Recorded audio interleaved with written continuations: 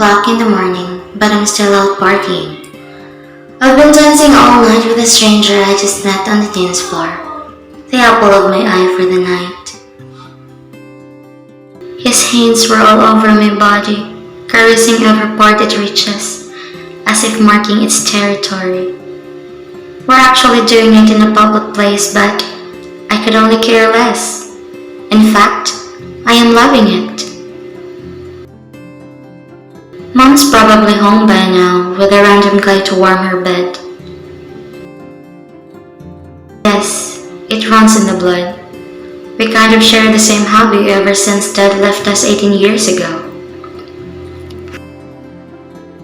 I was only one back then, and I can hardly remember a thing. I don't even remember if I had a brother or a sister, but it doesn't really matter anymore now. I'd rather see my mom flirting with tons of guys than to see her cry over that worthless of a father and a husband. My back was facing him while his hands were placed on my both sides, lightly gripping it tighter as I swayed my hips naughtily. I reached for his head and pulled him for a long, flirtatious kiss as we danced to the beat. Our bodies so close that I can feel that big bulge poking my behind, which made my lips form a thin straight line, trying to suppress a laugh. Seems like someone got overly excited. I made sure it sounded flirtatiously seductive. This guy is a major turn-on for me. I faced him without breaking eye contact, and there stood right in front of my eyes is a certified Greek god.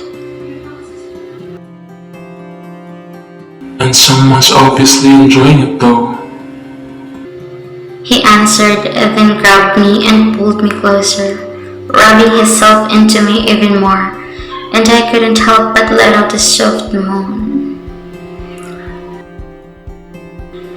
He was looking intently at me, as if looking deep inside my igniting inner self, then to his lips that seemed so familiar to look at, and I just can't fight the urge to touch it. I'm having a hard time having a boner here. Let's take this somewhere more private.